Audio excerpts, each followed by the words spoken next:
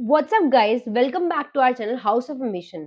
मैं पारुल मैम आज आपके लिए लेके आई हूँ केमिस्ट्री क्लास 12 का चैप्टर नंबर 1, सॉल्यूशन चैप्टर। तो हम इसको स्टार्ट करते हैं। सॉल्यूशन चैप्टर का देखिए, वैसे तो मेन बात, सिंपल सी बात ये है कि आपको इस चैप्टर के लिए you have to strictly follow NCERT. For chemistry में यही बात कहूंगी, केमिस्ट्री में आपको एनसीईआरटी ही पढ़ना है। एनसीईआरटी की एक एक लाइन, एनसीईआरटी की question is more than enough. अगर आपने एनसीईआरटी पे थॉरो कर रखा है तो आपको कुछ और पढ़ने की बिल्कुल जरूरत नहीं है फॉर सीयूईटी और for any other examination with it is for any other thing. But बात ये है, अगर आपने एनसीईआरटी छोड़ के बाकी सब पढ़ा तो आप फंस जाओगे। तो याद रखो, सबसे पहले एनसीईआरटी के चैप्टर्स पढ़ो, एनसीईआरटी चैप्टर पढ़ के आओ, फिर आप किसी भी क्वेश्चन को कर सकते हो। अभी मैं ये एज्यूम कर रही हूँ कि आप एनसीईआरटी के चैप्टर ऑलरेडी पढ़ चुके होंगे, क्योंकि ऑब्वियस सी बात है, आपके बोर्ड्स एग्जाम्स जो है वो खत्म हो गए हैं। तो इस हिसाब से क्या होता है, केमिस्ट्री बोर्ड के तो आप पढ़ चुके होंगे। फिर भी मैं क्विक रिकैप कराऊंगी सॉल्यूशन चैप्टर का, फिर हम एमसीक्यूज की तरफ आगे बढ़ेंगे। ठीक है, तो without any time due and time lapse चलिए आगे बढ़ते हैं। एज आप अच्छे से जानते हैं कि हमारे आज क्लास 12 का केमिस्ट्री का पहला चैप्टर है, दैट इज सॉल्यूशन चैप्टर। चलिए आगे बढ़ते हैं। सीयूईटी के लिए इस चैप्टर से आपको मेन फोकस क्या रखना है, ये मेन फोकस रखना है, ये पॉइंट्स है। मोलैलिटी और मोलैरिटी डिफरेंस क्या होता है, वेंट ऑफ फैक्टर के बारे में पढ़ना है।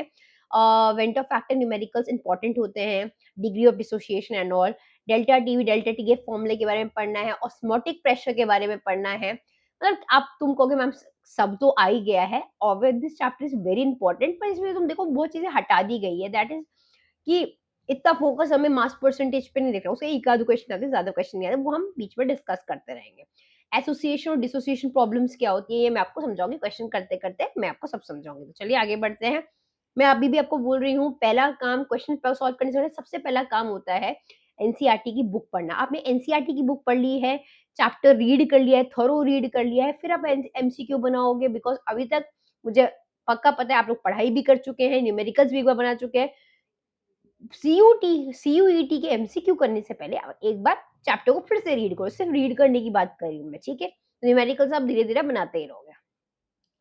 चलिए आगे बढ़ते हैं।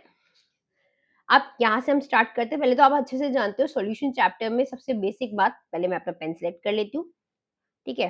सॉल्यूशन चैप्टर में सबसे बेसिक बात जो हम बचपन हमेशा से पढ़ते आ रहे हैं कि सॉल्यूशन जो होता है, सॉल्यूशन वो दो चीजों से मिलके बनता है। एक सॉल्यूट से मिलके बनता है और एक सॉल्वेंट से मिलके बनता है, ठीक है। इन दोनों को ही जब ऐड करते हैं तो सॉल्यूशन बनता है। ये बात तो अब हम सब अच्छे से जानते हैं। सॉल्यूशन बाइनरी, टर्शियरी, क्वाटरनरी कुछ भी होता है। What is binary solution? जो दो कंपोनेंट से बना है उसे बाइनरी सॉल्यूशन कहते हैं। बाइनरी नंबर होते हैं ना, 0 और 1, तो जो बाइनरी मतलब जो दो कंपोनेंट से बना है उन्हें बोलते हैं बाइनरी सॉल्यूशन। अब जब तक हम 10th में हमने सॉल्यूशन क्या देखा था, 10th में सॉल्यूशन हमने ये देखा था कि सॉल्यूशन जो होता है डाइल्यूट और कंसंट्रेटेड होता है। पर जैसे हम 11th-12th में आए, हमने देखा 11th-12th में सॉल्यूशन को मेजर करने का कंसंट्रेशन टर्म्स, कुछ टर्म्स क्वांटिटेटिव तरीके आ गए, क्वांटिटेटिव फॉर्मूले आ गए। मतलब अब हम सॉल्यूशन को क्वांटिटेटिव फॉर्मूले की तरह से भी कैलकुलेट कर सकते थे, तो उसके लिए कुछ टर्म्स आ गए। ये टर्म पहला, इसका इंट्रोडक्शन 11th में हुआ है। पहला टर्म है molarity. Molarity very important. Molarity को हम कैपिटल एम से डिनोट करते हैं। फॉर्मूला क्या होता है, moles of solute by volume of solution in litre. Basically हम क्या करेंगे, हम मोलैरिटी को moles of solute by volume of solution in litre से करेंगे। मोलैरिटी का फॉर्मूला है। इसमें वॉल्यूम की बात आ गई है, तो ऑब्वियसली जहां वॉल्यूम की बात होती है तो this is what we call temperature dependent. जहां वॉल्यूम आता है, वॉल्यूम को टेम्परेचर से फर्क पड़ता है। Molarity is temperature dependent. Molarity is temperature dependent, temperature पर डिपेंड करता है। अब बात करते हैं हम मोलैलिटी की। मोलैलिटी जो होती है स्मॉल एम से डिनोट करते हैं। इसका फॉर्मूला क्या होता है, इसका फॉर्मूला होता है moles of solute by mass of the solvent in KG. देखो यहाँ हम सॉल्वेंट की बात कर रहे हैं, किसकी बात कर रहे हैं, फिगर पे अपना एक पेन एक बार चेंज कर लेती हूँ ताकि आप लोगों को अच्छे से दिखे। हाँ, देखो मैं ये बोल रही थी, यहाँ पे हम वेट ऑफ द सॉल्वेंट की बात कर रहे हैं, मतलब यहाँ मास की बात कर रहे हैं। मास तो टेम्परेचर पर डिपेंड करता ही नहीं है। तो मोलैलिटी जो होती है, मोलैलिटी मतलब this term is temperature independent. इसको टेम्परेचर से मतलब नहीं, इसको टेम्परेचर से मतलब है। नॉर्मेलिटी, ये टर्म आपके एनसीईआरटी में तो नहीं है, पर ये बहुत बार पूछा जाता है। नॉर्मेलिटी क्या होता है, gram equivalent of solute by volume of solution in litre. मतलब ऑब्वियसली सॉल्यूट का कितना मास है अपॉन पूरे सॉल्यूशन का वॉल्यूम। मतलब देखो ये याद रखना, मोलैरिटी से डिफरेंट करते हैं। मोलैरिटी में हम मोल, सॉल्यूट के मोल्स की बात करते हैं, और नॉर्मेलिटी में हम weight mass of the gram equivalent mass of the solute की बात करते हैं।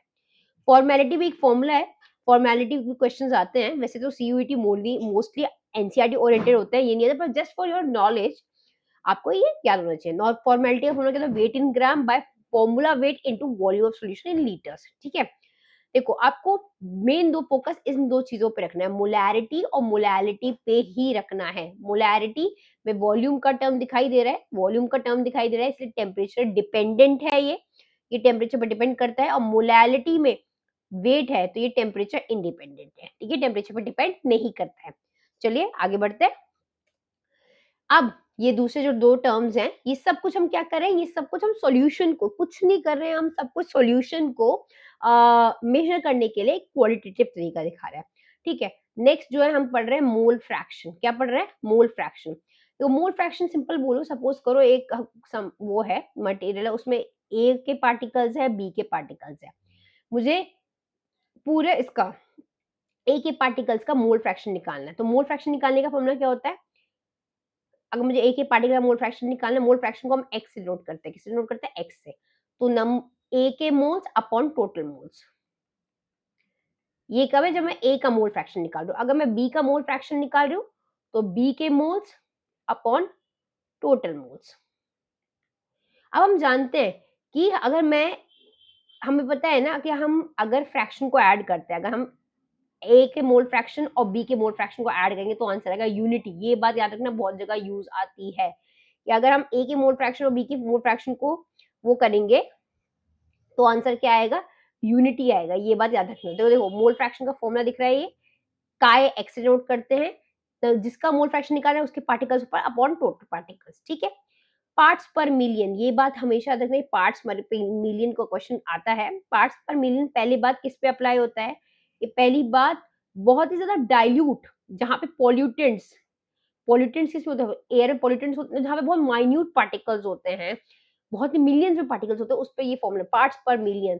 क्योंकि देखो ये किन सी क्वांटिटी में अपने आप को मैनेज करता है, 10⁻�6 मैनेज करता है। सिंपली जहां पे मिलियंस में बातें हो रही है, जिस पार्टिकल को हमें मिलियंस में काउंट करना है, वहां हम पार्ट्स पर मिलियन को देखते हैं। पीपीएम देखा नहीं है, एयर क्वालिटी की इतनी पीपीएम नीचे, पीपीएम मतलब जहाँ पे पॉल्यूटेंट्स आ गए, बहुत छोटे छोटे ट्रेसेस आ गए, वहां हम पार्ट्स पर मिलियन की बात करते हैं। ठीक है, चलिए आगे बढ़ते हैं। रॉल्स लॉ, देखो रॉल्स लॉ क्या बोलता है, रॉल्स लॉ बोलता है the vapour pressure of the solution of non volatile solute is equal to the vapour pressure of pure solvent at that temperature. देखो पहली बात तो ये फॉर्मूला है जो तुम्हें याद रखना है, ये फॉर्मूला पी पूरे सॉल्यूशन का वेपर प्रेशर, ये मोल फ्रैक्शन ऑफ द सॉल्वेंट, और ये P P not mole fraction of the solvent. देखो एक सॉल्वेंट है, सपोज सिंपल पानी था, अब मैंने पानी में नमक डाल दिया, ये सिंपल पानी को बोलते हैं सॉल्वेंट, और इस पानी को बोलते हैं, इसमें मैंने नमक डाल दिया, इसको बोलते हैं सॉल्यूशन। तो रॉल्स लॉ इन दोनों को रिलेट करता है कि सॉल्यूशन का जो partial pressure is equal to mole fraction of solvent, solvent का कितने मोल फ्रैक्शन है, और जब सॉल्वेंट अकेला था, प्योर था, तब उसका जो पार्शियल प्रेशर है, इसे बोलते हैं रॉल्स लॉ। रॉल्स लॉ ये बोलता है कि ऑब्वियस बात है, जितना सॉल्वेंट का मोल फ्रैक्शन होगा उतना ही तो उसका पार्शियल प्रेशर बनेगा। देखो मैं इसको डिटेल में नहीं समझा रही हूँ कि मैं जान एज्यूम कर, मैं अभी तक आपने ये सारी चीज एनसीईआरटी से पढ़ी होगी, तो मैं एज्यूम करती हूँ कि ये सब चीजें आपको पता होगा कि पार्शियल प्रेशर ऑफ सॉल्यूशन और partial pressure of pure solvent क्या होता है। सॉल्यूशन जब पानी अकेला है तो प्योर सॉल्वेंट है, और जब पानी में डाल दो नमक, क्या डाल दो, नमक, तो उसे बोलते हैं सॉल्यूशन। तो रॉल्स लॉ का फॉर्मूला क्या होता है, रॉल्स लॉ का फॉर्मूला होता है, let me change my pen first. Raoult's law का फॉर्मूला होता है सॉल्यूशन का partial pressure is equal to mole fraction of solvent, और ये प्योर सॉल्वेंट का पार्शियल फ्रैक्शन। ये तीन ग्राफ है, ये आइडियल इक्वेशन का ग्राफ है, ये नॉन आइडियल इक्वेशन का ग्राफ है। ठीक है, ये वाला आइडियल इक्वेशन का ग्राफ है, ये नॉन आइडियल इक्वेशन। ये क्या होता है मैं आगे बताऊंगी, ये बात याद रखना। अच्छा, मैं आपको एक इंपॉर्टेंट बात बताने वाली हूँ। हमारे एचओए क्लासरूम जो हमारा वो है चैनल है, उस प्लेटफॉर्म पे हम सीयूईटी की तैयारी कराते हैं फ्री ऑफ कॉस्ट। ऐसा नहीं हम 10-10 वीडियोस एंड ऑल लगाते हैं, हम एक वीडियो में ही कॉन्सेप्ट के साथ साथ मोस्ट इंपॉर्टेंट एमसीक्यूज और इंपॉर्टेंट एमसीक्यूज जो मोस्टली कॉन्सेप्ट्स को, हर कॉन्सेप्ट्स को कवर कर रहे हैं, वो कवर कराते हैं। 10-10 वीडियोस नहीं है। साथ साथ आप ये भी जानते हैं कि सीयूईटी बहुत कॉम्प्लेक्स प्रोसेस है, तो इसकी फॉर्म फिलिंग के लिए, काउंसलिंग के लिए, सब के लिए एक हमारा चैनल है जो कि आप जानते होंगे, house of ambition. House of ambition में जिसमें ओम सर सब बताते हैं कि काउंसलिंग कैसे, काउंसलिंग के थ्रू जिसमें आप हमारा पर्सनल काउंसलिंग का बैच भी ले सकते हैं, जो हम सर आपको पर्सनली गाइड करते हैं ऑन कॉल्स, व्हाट्सएप कि आपकी कैसे एडमिशन करना है, कैसे आपका लिस्ट बनेगी एंड ऑल, सब कुछ आपको पर्सनल गाइडेंस मिलती है। तो आपको सीयूईटी के लिए बिल्कुल भी चिंता करने की ज़रूरत नहीं है, just you have to subscribe our channel. HOA अपने फ्रेंड्स के साथ शेयर करो, आपकी सीयूईटी से रिलेटेड जितनी भी क्वेरी है, सारी एचओए पे दूर होगी विदाउट एनी फी और चार्जेस। ऑब्वियस सी बात है कि आपको काउंसलिंग मिलेगी, आपके एडमिशन तक आपको हेल्प किया जाएगा। अब तो लेक्चर्स और क्लासेस भी एचओए क्लासरूम पे हो रहे हैं, तो सारी हेल्प आपको एचओए पे मिलेगी। So go and subscribe our channel house of Ambition. ठीक है, तो चलिए आगे बढ़ते हैं। और ये तो रॉल्स लॉ हो गया। आगे हेनरी लॉ। देखो हेनरी लॉ क्या होता है? हेनरी लॉ बहुत सिंपल है। हेनरी लॉ चेक करता है गैस की सॉल्युबिलिटी लिक्विड में। दिखाई दे रहा होगा गैस की सॉल्युबिलिटी, ये गैस की सॉल्युबिलिटी किसमें चेक करता है? लिक्विड में चेक करता है। अगर हम प्रेशर बढ़ाएंगे तो गैस पानी में मिल जाएगा। देखो साफ दिख रहा है, मैंने प्रेशर बढ़ाया, इस पिस्टन ने प्रेशर बढ़ाया तो गैस लिक्विड में सोल्यूबल हो गया। तो हम कह सकते हैं partial pressure is equal to K H X. ये फॉर्मूला है किसका? हेनरीज लॉ का। x is the mole fraction, kh is the Henry constant, p is the partial pressure of the gas। obviously मतलब वो गैस ऊपर से जितना pressure लगाएगा उतना ही मोल फ्रैक्शन ऑफ गैस अंदर जाएगा। मतलब क्या, मैं अंदर से जितना ऊपर से प्रेशर लगाऊंगी, ऊपर से जितना मैं प्रेशर लगा रही हूँ उतना ही अंदर मोल फ्रैक्शन ऑफ गैस अंदर घुलता जाएगा। तो हम कह सकते हैं कि partial pressure is directly proportional to mole fraction of gas. उतना जितना प्रेशर मैं ऊपर से लगाऊंगी उतने ही गैस के मोल फ्रैक्शन जो होगा वो सोल्यूबल होगा। इसको हटाने के लिए हमने एक कांस्टेंट लिया, उसे बोलते हैं हेनरीज कांस्टेंट। तो ये फॉर्मूला याद रखना है, P is equal to K H X. ये हेनरीज लॉ होता है। हेनरीज लॉ मेनली बात करता है गैस की लिक्विड में सोल्युबिलिटी, गैस की सोल्युबिलिटी किसमें? लिक्विड में। ये हेनरीज लॉ बात करता है। ठीक है, एक और बात, वेपर प्रेशर क्या होता है? ऑब्वियस सी बात है, देखो वेपर्स कितना प्रेशर लगा रही है, जो ऊपर भाप होती है वो कितना प्रेशर लगा रही है, उसे वेपर प्रेशर कहते हैं। अंदर बहुत सारे सॉल्यूट है, सबके वेपर बन गए, तो सबके वेपर प्रेशर भी होगा। सबके वेपर प्रेशर निकालने के लिए P total is equal to P A plus P B होता है। ठीक है, और ये देखो दो रॉल्स लॉ के फॉर्मूले दिए हुए। आगे बढ़ते हैं। The most important, very important topic, idol gas and non idol gas. ठीक है, एक बार हम इसको चेंज कर लेते हैं पेन।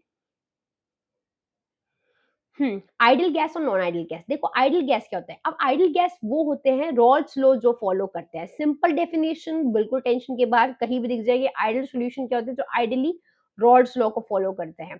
इन जब ये रॉल्स लॉ को फॉलो करते हैं परफेक्ट होंगे तो कोई कमी नहीं होगी, कोई चेंज नहीं होगा। तो इनका डेल्टा एच एंथैल्पी चेंज भी जीरो, और डेल्टा वी नो वॉल्यूम में चेंज वो भी जीरो। इनका अट्रैक्शन बहुत अच्छा होता है। तो इनके एग्जाम्पल्स याद रखें। एमसीक्यू में एग्जाम सिंपल याद रखो, सीयूईटी में थ्योरी नहीं आती, एग्जाम्पल्स आते हैं। तो आइडियल सॉल्यूशन के एग्जांपल क्या है? जो एक जैसे हो, बेंजीन, टाउलिन, दोनों बेंजीन फैमिली से है। एनहेक्सेन, एनहेप्टेन, दोनों एन फैमिली से सेम हो गए, तभी तो आइडियल है, परफेक्ट एक दूसरे के लिए। ब्रोमोइथेन, क्लोरोइथेन सेम हो गए। तो आइडियल सॉल्यूशन, ये चार एग्जांपल आपको आइडियल सॉल्यूशन के लिए याद रखने हैं। And what is non ideal solution? Non ideal solution वो होते हैं, क्या होते हैं नॉन आइडियल सॉल्यूशन? जो ऑब्वियस सी बात है, जो रॉल्स लॉ को फॉलो नहीं करते हैं। जब ये फॉलो नहीं करेंगे तो इसका डेल्टा एच भी जीरो के बराबर नहीं होगा और डेल्टा वी भी जीरो के बराबर नहीं होगा। अब नॉन आइडियल सॉल्यूशन दो तरह के होते हैं, एक पॉजिटिव डेविएशन होता है और एक नेगेटिव डेविएशन होता है। रॉल्स लॉ ने जो एक्सेप्ट की, रॉल्स लॉ जो वेपर प्रेशर बताया, अगर उस एक्सपेक्टेशन के ऊपर चले गए तो पॉजिटिव डेविएशन, और रॉल्स लॉ ने जो वेपर प्रेशर बताया उसके नीचे चले गए तो नेगेटिव डेविएशन। ये कुछ एग्जांपल आपको याद रखना है। ये एग्जांपल जो है, ये वाले जो नीचे एग्जांपल दिए इथेनॉल एंड ऑल, ये सारे पॉजिटिव डेविएशन के एग्जांपल है, और ये वाले जो एग्जांपल दिए हैं ये नेगेटिव डेविएशन के एग्जांपल है। एग्जांपल्स याद रखने हैं बिकॉज एग्जांपल से ही एमसीक्यू सॉल्व होते हैं। नेगेटिव डेविएशन याद रखना, रॉल्स की एक्सपेक्टेशन के, यहाँ पे बनाती हूँ मैं, रॉल्स की एक्सपेक्टेशन के नीचे का ग्राफ, ये देखो नीचे का ग्राफ बना हुआ है, ये नीचे का ग्राफ बना हुआ है, और पॉजिटिव डेविएशन में रॉल्स की एक्सपेक्टेशन के ऊपर का ग्राफ। पॉजिटिव के एग्जांपल ये है, नेगेटिव एग्जांपल ये है। आइडियल नॉन आइडियल सॉल्यूशन क्या होता है? जो रॉल्स लॉ फॉलो नहीं करते। इसका दो टाइप है, पॉजिटिव और नेगेटिव डेविएशन, ये याद रखिएगा। चलिए, अब कॉलीगेटिव प्रॉपर्टीज क्या है? Very important topic. Colligative properties वो होती है जो सोलली डिपेंड करती है solute, number of solute particle, concentration पर डिपेंड करती है। ना वो सोल्यूट के नेचर पर डिपेंड करती है, ना सॉल्वेंट पर डिपेंड करती है। डिपेंड किस पे करती है?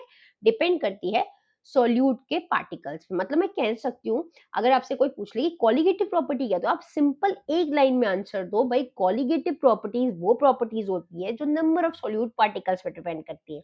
मतलब उसको मतलब नहीं है कि क्या सॉल्वेंट है, क्या ये है, क्या वो है, उसको बस ये डिपेंड करता है कि कितना सॉल्यूट पार्टिकल है। सॉल्यूट क्या होता है? सॉल्वेंट के अंदर सॉल्यूट, और सॉल्वेंट और सॉल्यूट को ऐड करके क्या बनता है? सॉल्यूशन। अब चार तरह की कोलिगेटिव प्रॉपर्टी है। पहली रिलेटिव लोअरिंग वेपर प्रेशर, दूसरी एलिवेशन इन बॉइलिंग पॉइंट, तीसरी डिप्रेशन इन फ्रीजिंग पॉइंट, और चौथी ऑस्मोटिक प्रेशर। इनको हम अभी इसमें देखेंगे। चारों में मेन चीज याद क्या रखनी है कि कोलिगेटिव प्रॉपर्टी किस पे डिपेंड करती है? कॉन्सेंट्रेशन ऑफ सॉल्यूट पार्टिकल्स पे। आगे बढ़े, देखो सबसे पहले डिप्रेशन इन फ्रीजिंग पॉइंट।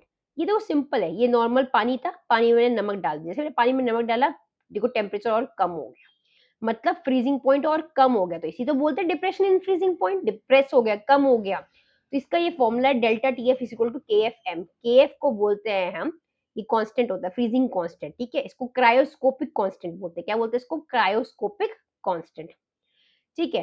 ये देखो पहले प्योर सॉल्वेंट का था, यहाँ फ्रीज हो गया, सॉल्यूशन बनते हैं वो और टेम्परेचर डाउन होना पड़ा, जैसे मैंने सॉल्यूशन बनाया सॉलिड डाल दिया और टेम्परेचर डाउन होना पड़ा, तब जाके फ्रीज हुआ है।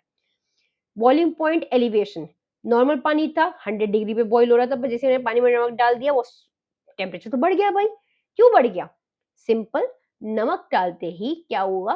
पानी जल्दी वेपराइज नहीं हो पाया, जब पानी वेपराइज ही नहीं हो पाया तो ज्यादा टेम्परेचर देना पड़ा, तो बॉइलिंग पॉइंट एलिवेट हो गया। बॉइलिंग पॉइंट जो पहले 100 पे वो हो रहा था, अब वो बॉइलिंग पॉइंट 105 पे हो रहा है, मतलब बॉइलिंग पॉइंट तो बढ़ गया ना।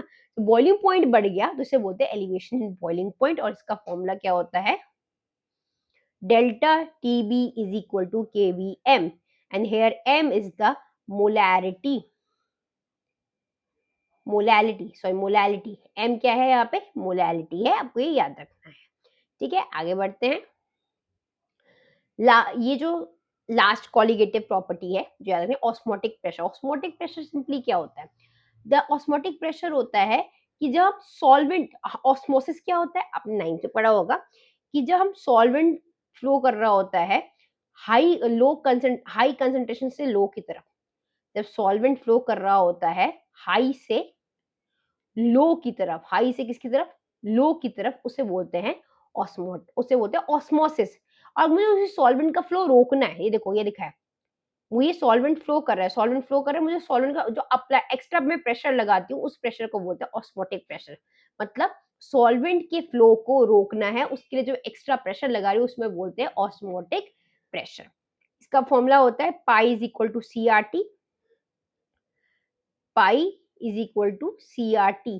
सी is concentration, R is gas constant, T is temperature. यहाँ ये आई लगा है, वेंट ऑफ फैक्टर दिखाई दे रहा है, ये मैं नेक्स्ट में बताऊंगी क्या होता है। और याद रखना सी इज कंसेंट्रेशन। कंसेंट्रेशन किसका दूसरा नाम है? याद करो किसका दूसरा नाम है? मोलैरिटी का दूसरा नाम है। तो concentration, R is universal gas constant, T is temperature. तो what is osmotic pressure? Solvent के फ्लो को रोकने के लिए जो हम एक्स्ट्रा प्रेशर लगाते हैं, एक्स्ट्रा प्रेशर लगाते हैं सॉल्वेंट साइड से लगा रहे हैं ताकि हम सॉल्वेंट को रोक सके कि भाई और नहीं आना, रुक जाओ वहां पे, उस एक्स्ट्रा प्रेशर को हम ऑस्मोटिक प्रेशर कहते हैं। फॉर्मूला क्या होता है? Pi is equal to C R T. यहाँ पे जो एक्स्ट्रा आई दिख रहा है, मेन फॉर्मूला ऑस्मोटिक प्रेशर का यही होता है, pi is equal to C R T. Pi होता है ऑस्मोटिक प्रेशर, आई है ऑस्मोटिक प्रेशर का मैं बताऊंगी, एम इज मोलर कंसंट्रेशन, मोल पर लीटर दिख गया सोल्यूशन, ठीक है। और टी इज टेम्परेचर, यहाँ पे ये टी होना चाहिए था, टी इज टेम्परेचर। चलिए ये मेन फॉर्मूला याद रखना, pi is the osmotic pressure, I क्या है आगे बताऊंगी। The last topic of the chapter, van't Hoff factor. Van't Hoff factor क्या होता है मैम? देखो ऑब्वियस सी बात है, कॉलिगेटिव प्रॉपर्टी डिपेंड करती है नंबर ऑफ सॉल्यूट पार्टिकल्स पे, पर कभी कभी सॉल्यूट पानी में जाके टूटते और जुड़ते भी तो है। मैम ये टूटता जुड़ता क्या होता है? पढ़ा होगा यार, कैसे?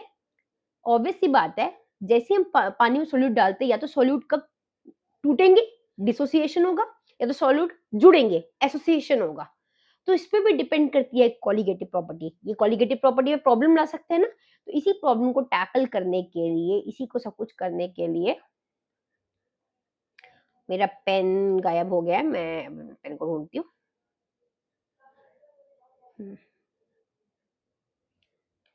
हम्म, ये मिल गया। तो इसी चीज को टैकल करने के लिए मुझे मिलता है went Hoff factor. Van't Hoff factor को हम आई से डिनोट करते हैं। ये टैकल करता है कि अगर सॉल्यूट टूट रहा है, डिसोसिएट कर रहा है या जुड़ रहा है, एसोसिएट कर रहा है, तो उससे फॉर्मूले में, चार कॉलिगेटिव फॉर्मूले में कोई प्रॉब्लम ना आए, तो उस एबनॉर्मेलिटी को नॉर्मल करने के लिए हम वेंट ऑफ फैक्टर का यूज करते हैं। एबनॉर्मल बिहेवियर हो गया ना, टूट गया तब भी दिक्कत, जुड़ गया तब भी दिक्कत, तो उस कॉलिगेटिव 4 फॉर्म लेते हैं, relative lowering in vapour pressure, elevation in boiling point, depression in freezing point, और नेक्स्ट क्या था, ऑस्मोटिक प्रेशर। फॉर्म लेते हैं, चारों में दिक्कत ना आ जाए इसलिए इनके एबनॉर्मल बिहेवियर को टैकल करने के लिए, खत्म करने के लिए हम आई का, स्मॉल आई का यूज करते हैं। और इस स्मॉल आई को बोलते हैं, इस स्मॉल आई को बोलते हैं, क्या बोलते हैं स्मॉल आई को, सॉरी ये एक बार इसको रब कर देती हूँ।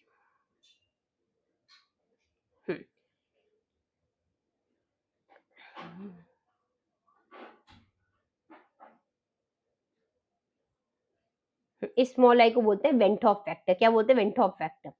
इस आई का जो होता है, इस आई की ऑब्जर्व्ड कॉलिगेटिव, ये फॉर्मूला हमेशा याद रखना, ऑब्जर्व्ड कॉलिगेटिव प्रॉपर्टी और normal magnitude of colligative property, ये फॉर्मूले है, याद रखना है। पर इंपॉर्टेंट यहाँ से याद क्या रखना है, जो आता है ये फॉर्मूले अलग अलग मैं यूज करना सिखाऊंगी तो मैं अभी एमसीक्यू में।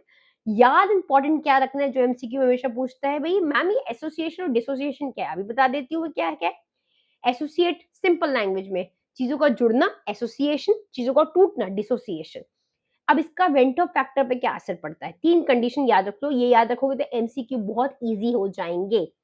पहला, आई अगर 1 के बराबर है मतलब सॉल्यूशन को, कुछ सोल्यूट को कुछ नहीं हुआ, ना वो टूटा ना वो जुड़ा, वो अनइफेक्टेड रहा। क्या रहा, अनइफेक्टेड रहा, अनअफेक्टेड।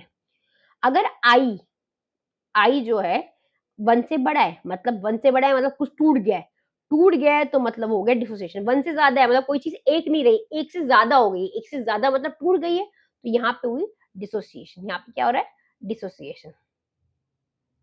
और अगर आई 1 से छोटा है, आई 1 से छोटा मतलब कोई चीज टूटी थी वो जुड़ गई है, एक थी और कम हो गई और जुड़ गई है, आपस में जुड़ गई मतलब एसोसिएशन। तो ये याद रखना, आई 1 के बराबर तो कुछ नहीं टूटा, आई 1 से ज्यादा तो कुछ टूट गया है, डिसोसिएट हो गया है। आई 1 से कम, what is I, van't Hoff factor, 1 से कम मतलब कोई चीज जुड़ गई है, एसोसिएट हो गई है। यहाँ हमारे टॉपिक सॉल्यूशन चैप्टर का एक क्विक रिवीजन हो गया। ठीक है, अब हम इस चैप्टर के एमसीक्यूज पे जल्दी से हॉप ऑन करते हैं और जल्दी से पहुंचते हैं। ठीक है, चलिए आगे बढ़ते हैं। एमसीक्यू स्टार्ट करने से पहले मैं आपको ये बता दूं, देखो मैंने आपको क्विक रिवीजन कराने का ये मतलब था, मेरे को ऑलरेडी पता है आप लोग एनसीईआरटी पढ़ चुके हो, मैं चाहती तो आपको डायरेक्ट एमसीक्यू कर सकती थी, पर क्विक रिवीजन कराने का मेन मकसद मेरा ये था, इससे आपको कॉन्सेप्ट्स का रिकैपिचुलेशन हो जाए, आपको याद आ जाए कि हाँ हाँ हाँ हाँ ये सब कुछ था। उसके अलावा अब एक बार एमसीक्यू सही तरीके से देख सको। Okay, first question is which of the following is an example of ideal solution. याद करते हैं व्हाट इज आइडियल सॉल्यूशन, जो रॉड्स लॉ को फॉलो करते हैं, और रॉड्स लॉ को फॉलो तो वही करते हैं जो एक जैसे होते हैं, आइडियल एकदम परफेक्ट एक जैसे होते हैं। तो द आंसर वुड बी, एक बार देख लेते हैं, benzene टाउलिन, water ethanol, acetone chloroform, HCL water. देखो एचसीएल वाटर एक जैसे नहीं है, एसीटोन क्लोरोफॉर्म एक जैसे बिल्कुल नहीं है, वाटर इथेनॉल भी नहीं है, तो एक जैसे कौन है, एक जैसे है बेंजीन और टाउलिन। एक जैसे कौन से है, बेंजीन और टाउलिन। तो इसका आंसर क्या होगा, इसका answer is a part is the answer, benzene और टाउलिन। चलिए आगे बढ़ते हैं, आइडियल सॉल्यूशन जो रॉस लॉ को फॉलो करते हैं। याद हर बारी में याद रखना है, इस केस में डेल्टा वी मिक्सिंग भी 0 होता है और डेल्टा एच भी 0 होता है, मतलब ना वॉल्यूम में चेंज होता है आइडियल सॉल्यूशन में, ना एंथैल्पी में चेंज होता है। चलिए आगे बढ़ते हैं।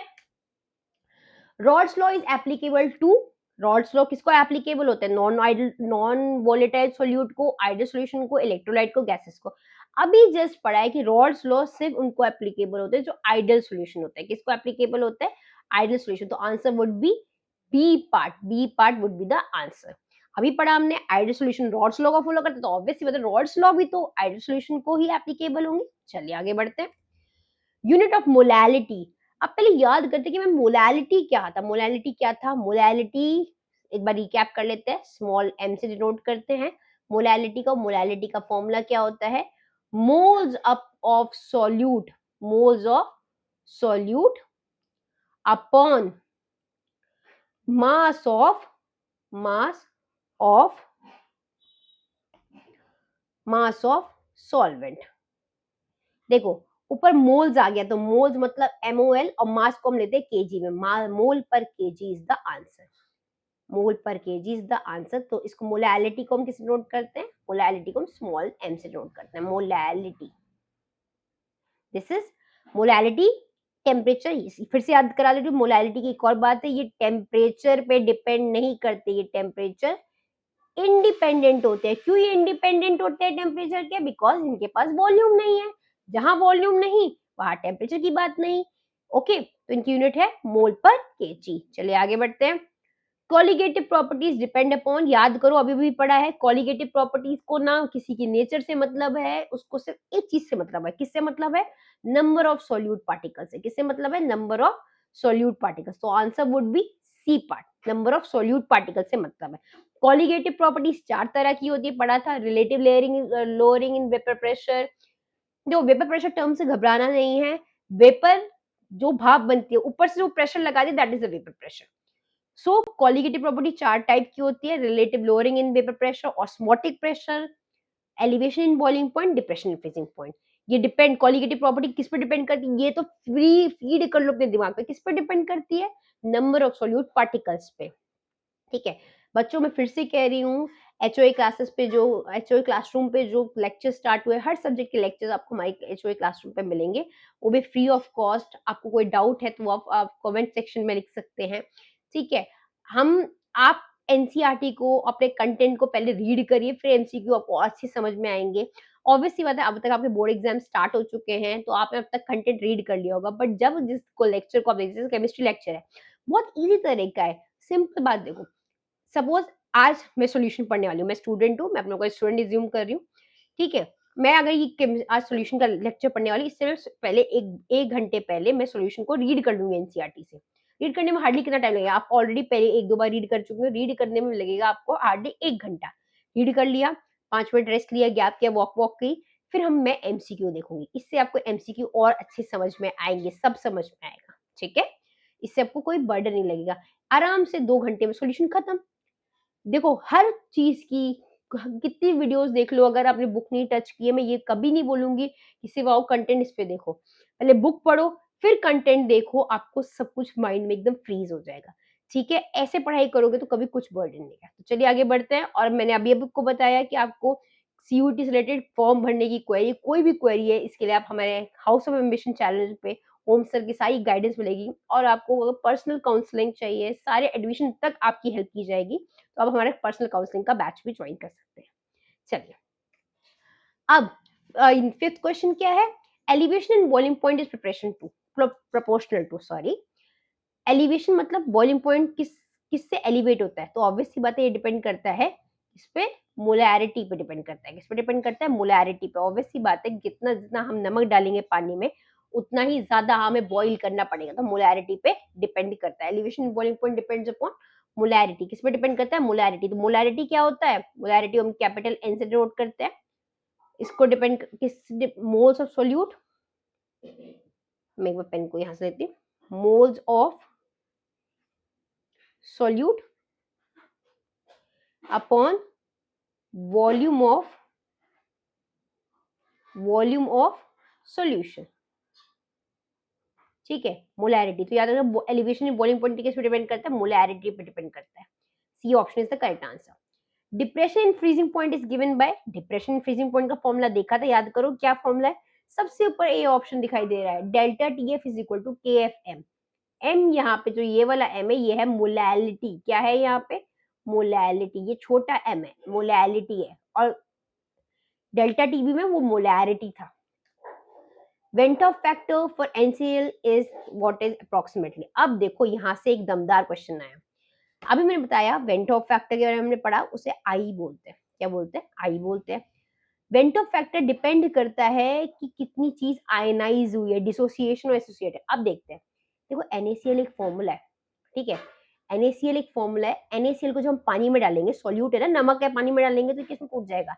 Na प्लस और Cl माइनस में टूट जाएगा। 2 आयन में टूट गया, तो answer would be 2। Simple. Van't Hoff factor हुआ कितना डिसोसिएट करा। वेंटॉफ फैक्टर का फॉर्मूला क्या होता है? ठीक है, number of particles dissociated, number of particles dissociate, कितने टूटे, upon the formula, number of formula unit marks, number of formula unit है। एक फॉर्मूला था NaCl, उससे 2 आयंस टूट गए, तो आंसर क्या आया? 2/1। तो आई का आंसर क्या हुआ, कितने में डिसोसिएट हुए, 2 में डिसोसिएट हुए, तो आई का आंसर है 2। देखो डिसोसिएट हुए, खुद देखो 1 से ज्यादा है ना, तो डिसोसिएशन में जो आंसर होता है वो 1 से ज्यादा होता है, आई 1 से ज्यादा होता है, डिसोसिएट मतलब टूटा, 1 से ज्यादा हुआ। Osmotic pressure is maximum for, osmotic pressure in समय किसका मैक्सिमम। मैम अब ये क्वेश्चन कैसे करेंगे, कुछ नहीं करना है, जहां तुम्हें ऐसा क्वेश्चन दिखे यहाँ भी हमें जाना है आई के पास, हमें देखना है कौन टूटेगा, जो जितना ज्यादा टूटेगा उसका ऑस्मोटिक प्रेशर उतना ज्यादा मैक्सिमम होगा। जो जितना ज्यादा टूटेगा मतलब डिसोसिएट करेगा, ग्लूकोज टूटता ही नहीं है, नो डिसोसिएशन, ठीक है, नो डिसोसिएशन।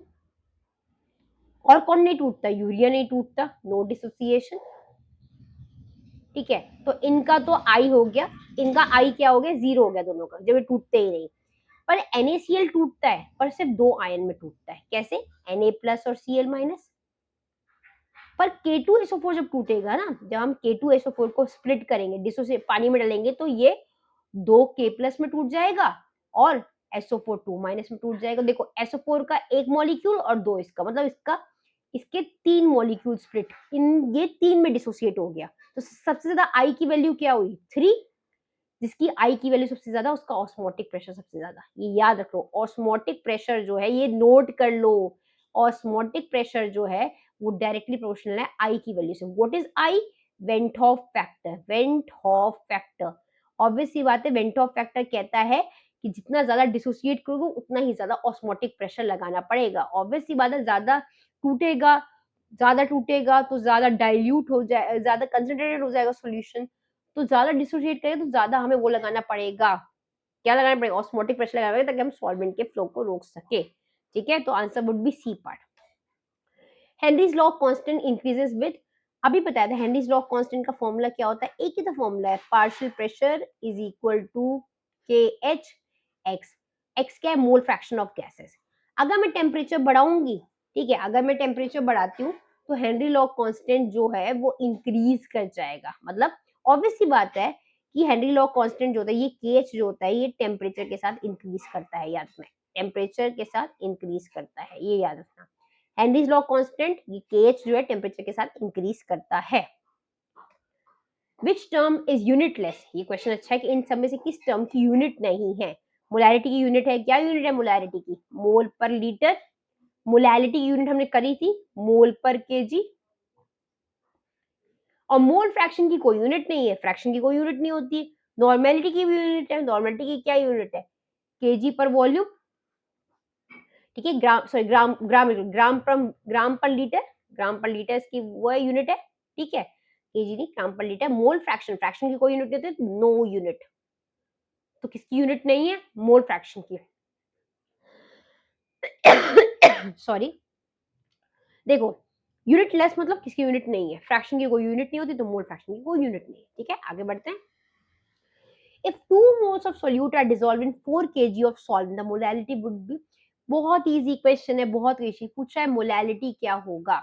मोलैलिटी का फॉर्मूला क्या होता है दोस्तों, मोलैलिटी का फॉर्मूला होता है मोल्स ऑफ सोल्यूट, सोल्यूट के मोल्स, सोल्यूट के कितने मोल्स दिए हैं, 2, upon mass of solvent, solvent का ये मास दिया हुआ कितना दिया है, 4, तो 2/4 डिवाइड करो 1/2, आंसर क्या आएगा 0.5। तो कितना मोल्स आया 0.5, a part is the answer. Simple, मैंने मोलैरिटी का फॉर्मूला लगाया। What is the formula of molality, moles of solute, moles of solute upon mass of, किसका मास पूछ रहे हैं हम, सॉल्वेंट इन केजी, ठीक है, सिंपल था। आगे बढ़ते हैं। रिवर्स ऑस्मोसिस, ऑस्मोसिस का उल्टा होता है रिवर्स ऑस्मोसिस, ठीक है। रिवर्स ऑस्मोसिस काम आता है desalination of, D what is desalination of water, पानी से नमक निकलने के, ऑब्वियसली समुद्र का पानी हम ऐसे तो पी नहीं सकते, वो सलाइन वाटर होता है, तो उसमें से नमक हटाने के लिए जो हम प्रोसेस यूज करते हैं उसे रिवर्स ऑस्मोसिस कहते हैं। Very important question, application based question, तो याद रखना। So what is the use of reverse osmosis, the simple answer desalination, ठीक है, desalination। फिर से बोल रही हूँ, put your main focus on the NCERT book, NCERT book पढ़ोगे उसके बाद ये MCQ आपको मक्खन की तरह समझ में आ जाएगा, कोई दिक्कत नहीं होगी। तो NCERT बुक पढ़ो, उसके बाद ये MCQ देखो, कुछ सब समझ में आएगा, सबके सारे न्यूमेरिकल समझ में आ रहे होंगे। एनसीईआरटी बुक पढ़े बिना आपको सब ब्लैंक जाएगा, उसके बाद इस वीडियो को देखो तो आपको ये वीडियो एकदम समझ में आ जाएगी। ओके, तो my request would be this, NCERT book पढ़ो, अपने कोर्सेस देखते रहो। अब आपकी एग्जाम्स चल रहा है, एग्जाम्स पे फोकस करो, पर सीयूईटी की तैयारी करना, हमारी तैयारी हम अप्रैल तक पूरा कोर्स सारे सब्जेक्ट्स का खत्म करा देंगे, तो आप अप्रैल तक तैयारी करके उसको और ज्यादा रिवाइज करोगे तो आपके लिए ही अच्छा होगा। ठीक है, आगे बढ़ते हैं।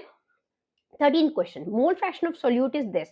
सोल्यूट का मोल, देखो पहले क्वेश्चन में देखो क्या बोल रहा है, सोल्यूट का मोल फ्रैक्शन दिया हुआ है। मोल फ्रैक्शन मतलब क्या दिया हुआ है, एक किसी भी सोल्यूट का मतलब सपोज एक्स ए, मोल फ्रैक्शन दिया हुआ है 0.4। What is the mole fraction of solvent, ये क्वेश्चन कैसे करेंगे, मैंने आपको बताया था कि एक सॉल्यूशन में दो चीजें होती हैं। सॉल्यूशन में कौन सी दो चीजें होती है, सोल्यूट प्लस सॉल्वेंट। थोड़ा पेन का इशू हो रहा है बीच में, तो ऑब्वियस सी बात है, अगर मुझे और दोनों का हमें पता है पूरे सॉल्यूशन के मोल फ्रैक्शन का सम कितना होता है, यूनिटी 1, मतलब सॉल्यूट का मोल फ्रैक्शन मुझे ऑलरेडी 0.4 दिया और सॉल्वेंट का मुझे नहीं पता, इसे x मान लेते हैं।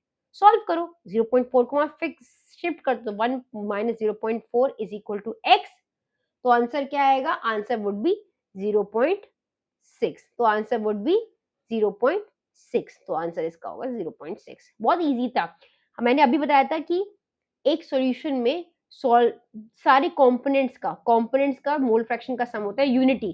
तो अगर मुझे सॉल्यूट का मोल फ्रैक्शन पता है तो बस सॉल्वेंट का ही तो निकालना है, तो मैंने क्या करा, नॉर्मल मैथ्स लगाई है यहाँ पे। ठीक है, क्योंकि हम जानते हैं कि X A plus X B is equal to 1, ये बात याद रखना, बिकॉज चाहे कितने भी कंपोनेंट्स हो सॉल्यूशन के अंदर, सारे कंपोनेंट्स के मोल फ्रैक्शन का सम, कि ऑब्वियसली सारे कंपोनेंट होंगे एक ही सॉल्यूशन बनेगा ना, तो एक सॉल्यूशन से कितने भी कंपोनेंट हो, सबके सारे कंपोनेंट्स के मोल फ्रैक्शन का सम होता है 1, यूनिटी। आगे बढ़े, डाइमराइजेशन। अभी मैं डाइमर क्या होता है, देखो नाम से याद रखो, डाइमर मतलब होता है दो मॉलिक्यूल में पूरा। तो डाइमराइजेशन कॉजेस, डाइमराइजेशन क्या करता है, ऑब्वियस सी बात है, डाइमराइजेशन में कोई चीज दो मॉलिक्यूल में टूट गई, दो मॉलिक्यूल में टूट गई तो एक से तो ज्यादा होगी, तो आंसर होगा बी, सिंपल। ये डिसोसिएशन का क्वेश्चन है, किसका क्वेश्चन है, डिसोसिएशन का क्वेश्चन है। वेंट ऑफ फैक्टर आ गया ना, डाइमर हो गया, कोई चीज दो में टूट गई, दो में टूट गई मतलब एक से तो ज्यादा होगी ना, तो इसका आंसर होगा कि आई 1 से ज्यादा होगा, सिंपल क्वेश्चन है। ठीक है, चलिए आगे बढ़ते हैं। Ideal and non ideal solution, Rawls law. Ideal non ideal solution Rawls law में किस पर डिपेंड करता है, ऑब्वियस आइडियल और non ideal solution Rawls law पर डिपेंड करता है मास परसेंटेज पे। किस पे डिपेंड करता है, मास परसेंटेज पे। आइडियल नॉन आइडियल सॉल्यूशन किस पे डिपेंड करता है, मास परसेंटेज पे। सॉरी सॉरी, मैंने ये क्वेश्चन नहीं पढ़ा। Ideal non ideal solution depend करता है मोल फ्रैक्शन पे, ऑब्वियसली मतलब मोल फ्रैक्शन पे डिपेंड करता है, ये याद रखना। ये मास परसेंटेज नहीं है, इसको इरेज कर देते हैं। आइडियल और नॉन सॉल्यूशन किस पे डिपेंड करता है, मोल फ्रैक्शन पे डिपेंड करता है। किसके मोल फ्रैक्शन पे डिपेंड करता है, जो कंपोनेंट्स है सारे उसके मोल फ्रैक्शन पे डिपेंड करता है। सॉल्यूट के मोल फ्रैक्शन पे और सॉल्वेंट के मोल फ्रैक्शन पे डिपेंड करता है। For ideal solution vapour pressure follows, ये याद रखना, कौन सा लॉ फॉलो करता है, पढ़ाया था रॉल्स लॉ। भाई आइडियल सॉल्यूशन है तो कौन सा लॉ फॉलो करेगा, रॉल्स लॉ फॉलो करेगा। ठीक है, चलिए आगे बढ़ते हैं। In ideal solution heat of mixing, ये भी बताया था मैंने कि अगर कोई आइडियल सॉल्यूशन है, हीट ऑफ मिक्सिंग मतलब डेल्टा एच की वैल्यू क्या होगी, डेल्टा एच की वैल्यू होगी 0, मतलब यहाँ पे 0 वैल्यू होगी ना। आइडियल सॉल्यूशन है, सब कुछ काम आराम से हो गया, ना कोई हीट निकली ना कोई वॉल्यूम चेंज हुआ, इसलिए आइडियल सॉल्यूशन में डेल्टा एच भी 0 होता है और डेल्टा वी भी 0 होता है। तो याद रखना delta H delta V is equal to 0, कोई हीट नहीं निकलेगी मिक्सिंग की। Next question, very easy question, formula is already given, delta TV is equal to KBM. किसका फॉर्मूला है ये एलिवेशन बॉइलिंग पॉइंट का फॉर्मूला है, ये कोलिगेटिव प्रॉपर्टी है। देखो केबी गिवन है, एम मोलैरिटी गिवन है, हमें टीवी निकालना है, बहुत डायरेक्ट क्वेश्चन है, पुट कर दो, फॉर्मूला ऑलरेडी गिवन है। ठीक है, delta TB is equal to KB multiply by M. ठीक है, केबी हमें क्या गिवन है 0.52 मल्टीप्लाई बाय एम क्या गिवन है 0.5, मल्टीप्लाई करेंगे तो क्या आंसर आएगा, इसका मल्टीप्लाई करेंगे तो आंसर आएगा 0.26 वुड बी द आंसर, तो इसका आंसर होगा 0.26। बहुत डायरेक्ट क्वेश्चन था, और कौन से टॉपिक से क्वेश्चन था ये, एलिवेशन इन बॉइलिंग पॉइंट का क्वेश्चन था। और कौन सी प्रॉपर्टी है ये कॉलिगेटिव प्रॉपर्टी है, कॉलिगेटिव प्रॉपर्टी है। ठीक है, चलिए आगे बढ़ते हैं। ये देखो फिर से डायरेक्ट क्वेश्चन है, ये क्वेश्चन मैं आपके होमवर्क के लिए आपको देती हूँ, डायरेक्ट क्वेश्चन है। Delta T F equal to K F M, formula दिया है, के एफ दिया हुआ है, एम दिया हुआ है, फाइंड डिप्रेशन मतलब डेल्टा टी एफ तुम्हें निकालना है। ये कौन से टॉपिक से क्वेश्चन है? टॉपिक है ये depression in freezing point, depression in freezing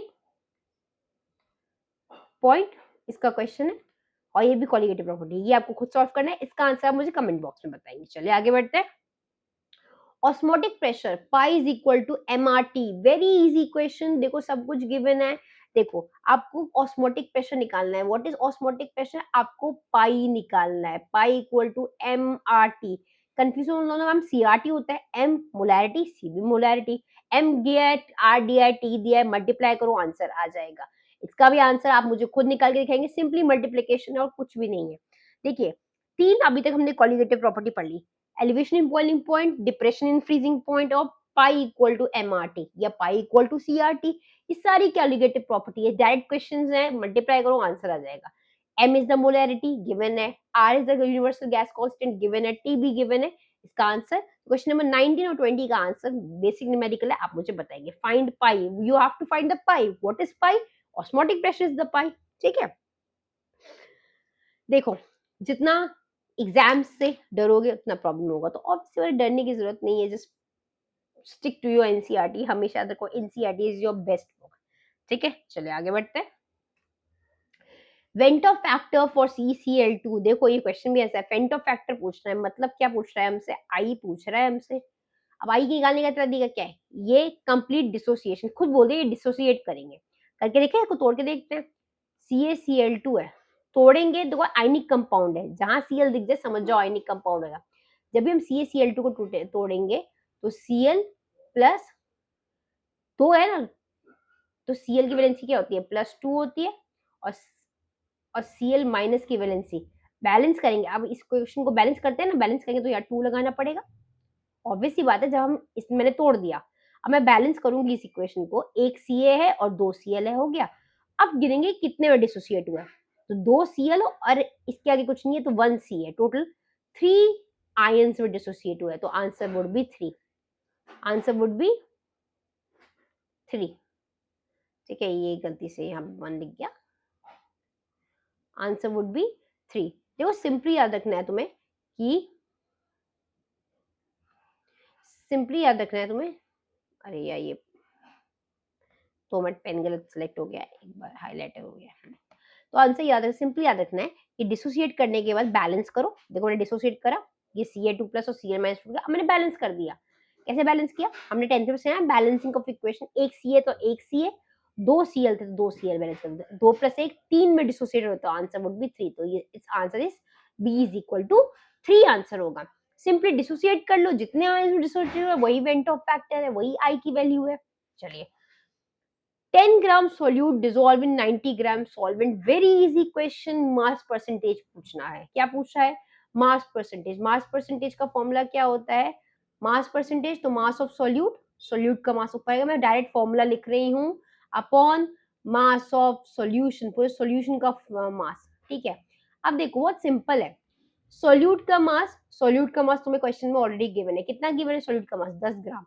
solution का मास कैसे निकालेंगे? कुछ नहीं करना, देखो इस 10 ग्राम को 90 में ऐड कर दो, ये सॉल्वेंट और सॉल्यूट से सॉल्यूशन बनता है ना, 10 + 90 100, 0 से 0 कट गया, 1/10, तो आंसर 0.1 इज द आंसर। तो मास परसेंटेज क्या आएगा? 0.1, 0.1, और परसेंटेज भी था, इंटू 100 भी करते हैं, सॉरी मैं इंटू 100 करना भूल गई थी, इंटू 100 भी करेंगे।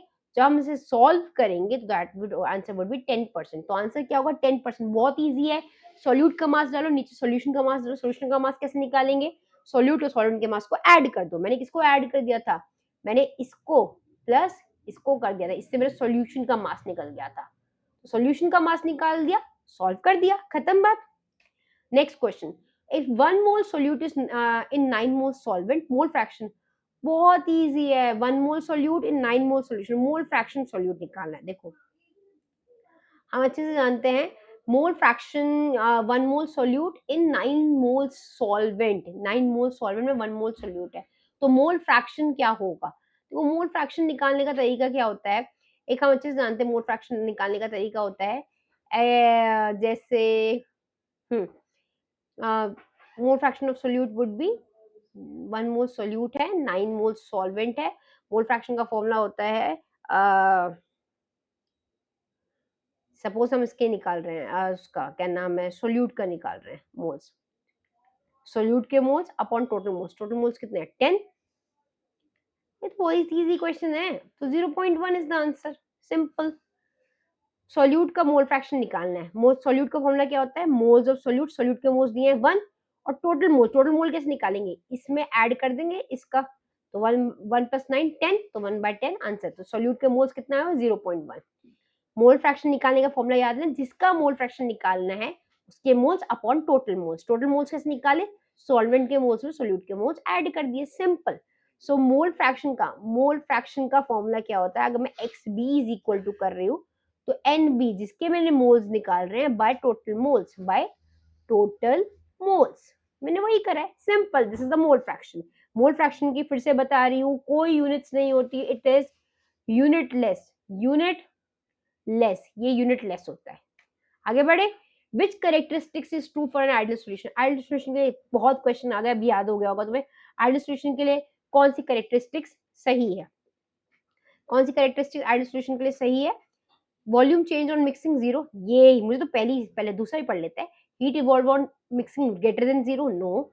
Volume change on mixing less than 0, no. Always immiscible, तीनों गलत है। A option is the correct answer, कि वॉल्यूम भी चेंज नहीं होता और डेल्टा एच भी चेंज नहीं होता, हीट भी चेंज नहीं होती। तो आइडियल सॉल्यूशन के लिए वॉल्यूम चेंज भी 0 होता है, नो चेंज इन वॉल्यूम, और डेल्टा एच भी 0 होता है, मतलब कोई हीट चेंज भी नहीं होती। चलिए आगे बढ़ते हैं।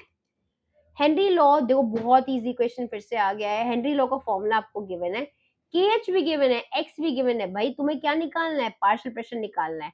Very easy question, you should be doing this question on your own, बहुत इजी है। Simply P is equal to K H, X दिया है, एक्स भी दिया है, ये रहा के एच भी दिया है, तुम्हें P निकालना है। मल्टीप्लाई करो, 200 को मल्टीप्लाई करोगे 0.01 से, सॉल्व करके आंसर आ जाएगा। तो आप इसका क्वेश्चन 25 मैंने 3 डायरेक्ट फॉर्मुला बेस्ड क्वेश्चन आपको दिया है, इसका आंसर आप मुझे कमेंट सेक्शन में लिखेंगे। बहुत इजी क्वेश्चन है, डायरेक्ट पुट करना है, सॉल्व करना है, ठीक है। अब क्वेश्चन है, for an electrolyte with I is equal to 1.8 degree of dissociation. देखो बहुत क्वेश्चन इजी है, अगर आई दिया है और डिग्री ऑफ डिसोसिएशन निकालना है तो एक फॉर्मूला होता है, I is equal to 1 plus alpha. What is alpha here, alpha is the degree of dissociation, degree of dissociation, ये अल्फा होता है, हमें यही निकालना है। आई क्वेश्चन में दिया हुआ है, क्या दिया हुआ है 1.8 is equal to 1 plus alpha, alpha तो निकालना है डिग्री ऑफ डिसोसिएशन, ये फॉर्मूला याद रखा, आई मतलब van't Hoff factor electrolyte is equal to 1 plus alpha. ये सिर्फ मैं डिसोसिएशन की जब बात करूं तब बात हो रही है, तो I is equal to 1 plus alpha. What is alpha, degree of dissociation. Solve करो, 1.8 में +1 वहां जाएगा तो -1 is equal to alpha, answer would be 0.8।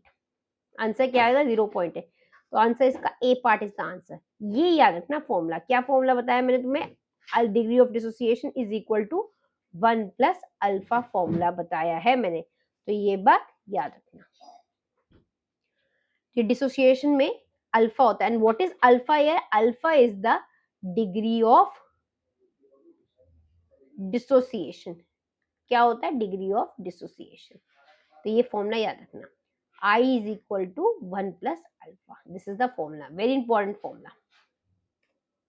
If the vapor pressure of the pure solvent decreases the boiling point, pure solvent है, सिर्फ पानी है, सिर्फ पानी, उसका वेपर प्रेशर डिक्रीज हो गया है, तो बॉइलिंग वेपर प्रेशर डिक्रीज हो गया है, मतलब ऑब्वियस सी बात है कम वेपर्स बने, तो बॉइलिंग पॉइंट क्या होगा, वेपर प्रेशर डिक्रीज हो गया तो बॉइलिंग पॉइंट भी हो गया, वो ऑब्वियस सी बात है। वेपर प्रेशर डिक्रीज हो गया तो बॉइलिंग पॉइंट भी कम हो जाएगा, क्या हो जाएगा, बॉइलिंग पॉइंट इंक्रीज हो जाएगा। Vapour pressure of the solution pure solvent decrease हो गया है। अच्छा, ये क्वेश्चन कहाँ से आया, याद करो ये क्वेश्चन कहाँ से आया, ये क्वेश्चन आया एलिवेशन इन बॉइलिंग पॉइंट से, ये क्वेश्चन आया, कहाँ से क्वेश्चन आया, देखो मैंने अभी बताया सिर्फ पानी है, ठीक है, और यहाँ पे नमक पानी है, ठीक है, सिर्फ पानी है तो ऑब्वियस सी बात है कि बहुत सारा वेपर प्रेशर होगा, पर जब अब मैं इसमें नमक डाल दिया, अब नमक डाल दिया तो उसका वेपर प्रेशर कम हो गया, अब इस पानी को बॉईल करने के लिए और टेम्परेचर देना पड़ेगा, तो बॉइलिंग पॉइंट तो बढ़ ही जाएगा ना, तो A would be the answer. समझिए क्वेश्चन को। प्योर सॉल्वेंट का वेपर प्रेशर तो तभी डिक्रीज होगा ना जब उसमें मैं कोई सॉल्यूट डाल दूंगी। कौन सा सॉल्यूट डाल रहा है? जो नॉन वोलेटाइल है, जो उड़ता नहीं है। तो ऑब्वियसली मतलब जब कोई नॉन वोलेटाइल सॉल्यूट डालेंगे तो ऑब्वियसली प्योर सॉल्वेंट का वेपर प्रेशर कम हो जाएगा। जब वेपर प्रेशर ही कम हो जाएगा तो बॉयल ज्यादा करना पड़ेगा, तो बॉइलिंग पॉइंट इंक्रीज हो जाएगा। सिंपल बात। फीड कर लो ये बात। अगर प्योर सॉल्वेंट का वेपर प्रेशर कम हुआ, प्योर सॉल्वेंट का वेपर प्रेशर कम कब होता है? पानी में नमक डालोगे तभी तो कम वेपर्स बनेंगे, कम वेपर्स बनेंगे तो कम वेपर प्रेशर होगा। कम वेपर प्रेशर बनेगा तो हमें ज्यादा बॉईल करने पड़ेगा, नमक पानी को ज्यादा बॉईल करना पड़ता है, तो बॉइलिंग पॉइंट विल इंक्रीज। चलिए आगे बढ़ते हैं। Raoult's law is applicable when when both the substance is volatile. याद रखो, both the substance is volatile, C N से जब दोनों volatile होते हैं तो उस पे वो applicable होता है। ठीक है, आगे बढ़ते हैं। Colligative property depend upon, ये तो हम याद कर चुके हैं। Colligative property किस पे डिपेंड करती है? नंबर ऑफ solute particles पे। तो B would be the answer. Colligative property depend किस पे करती है? नंबर ऑफ solute particles पे। कितनी colligative properties है? 4 colligative properties है। ठीक है, चलिए। Which property is used to determine molar mass of electrolyte? Non electrolyte है, नॉन इलेक्ट्रोलाइट है। कौन सी प्रॉपर्टी है जो मोलर मास डिसाइड कर रही है? मोलर मास डिपेंड करता है ऑस्मोटिक प्रेशर।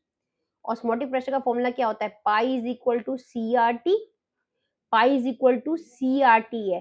कंसेंट्रेशन है, कंसेंट्रेशन का मतलब इसने कहीं नहीं बोला है कि मुझे इलेक्ट्रोलाइट चाहिए। तो नॉन इलेक्ट्रोलाइट के मोलर मास पता करने के लिए ये मोलैरिटी हमारी हेल्प करेगा। मोलैरिटी हमारी हेल्प करेगा। थोड़ा सॉरी पेन वैसा हो गया। मोलैरिटी,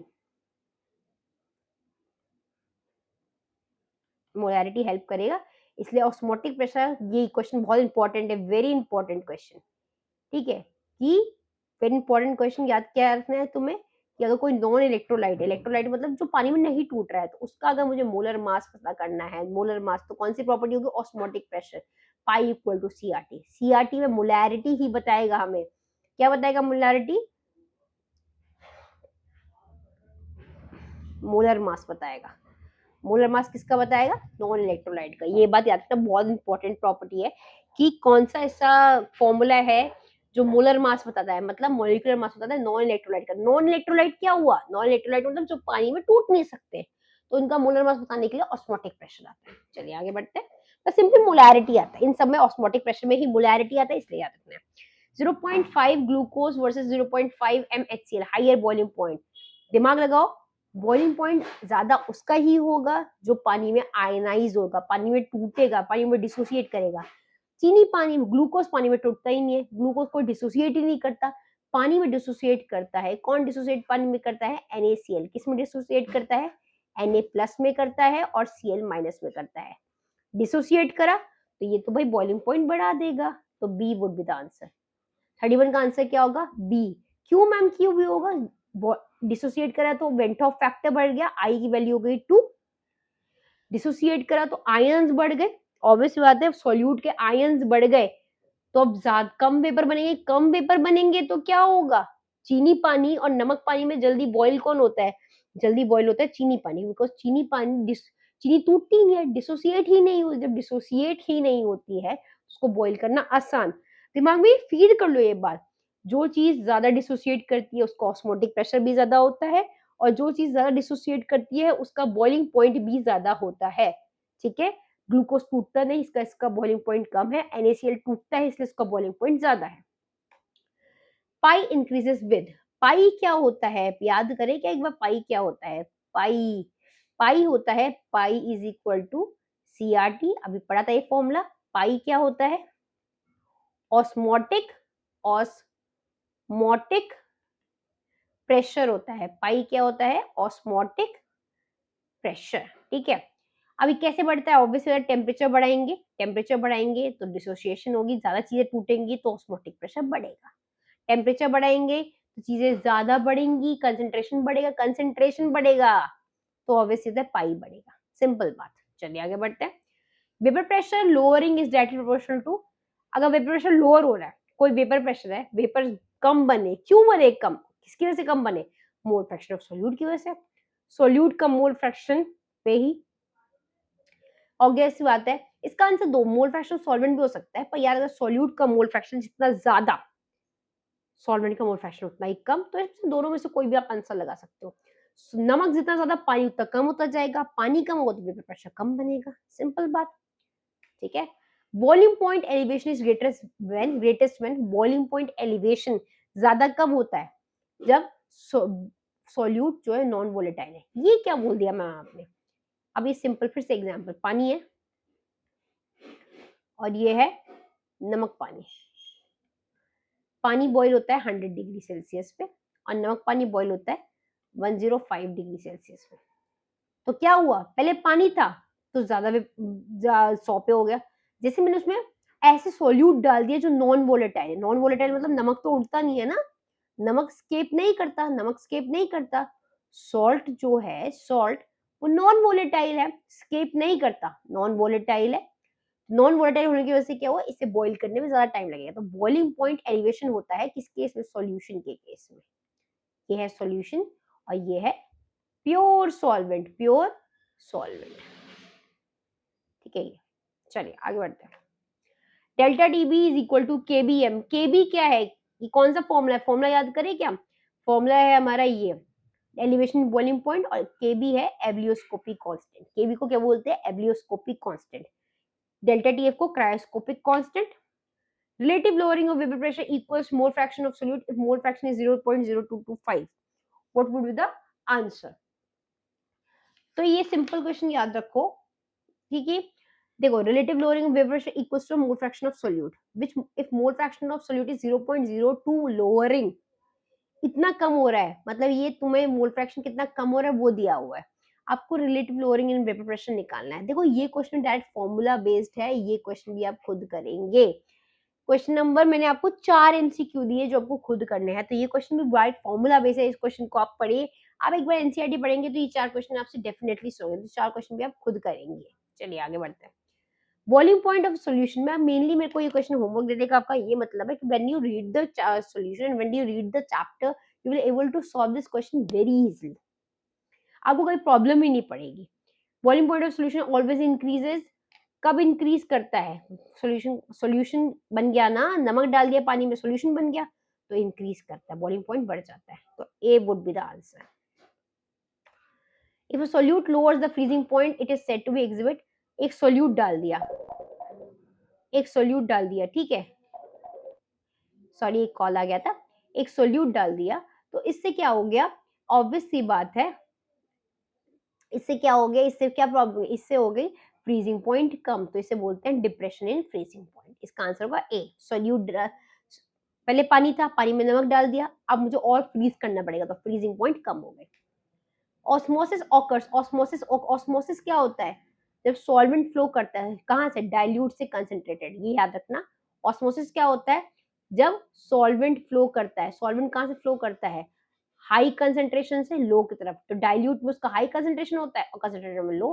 तो ऑस्मोसिस क्या होता है, जो सॉल्वेंट फ्लो करता है हाई कंसंट्रेशन से लो की तरफ, ठीक है। तो सिंपली ऑस्मोसिस कब ऑकर होता है, डाइल्यूट से कंसंट्रेटेड में। जब डाइल्यूट में क्या ज्यादा होता है, डाइल्यूट में सॉल्यूट ज्यादा होता है, सॉरी उल्टा होता है, डाइल्यूट में सॉल्वेंट ज्यादा होता है और कंसंट्रेटेड में सॉल्वेंट कम होता है। तो ऑस्मोसिस कब होता है, सॉल्वेंट फ्लो करता है हाई कंसंट्रेशन से लो कंसंट्रेशन की तरफ, तो इसे बोलते हैं ऑस्मोसिस। डाइल्यूट से कंसंट्रेटेड, डाइल्यूट में सॉल्वेंट ज्यादा, सॉरी, एंड कंसंट्रेटेड में सॉल्वेंट कम। चलिए आगे बढ़ते हैं। मोस्ट एक्यूरेट, एक बार मुझे इसको हटाना पड़ेगा, just give me a minute.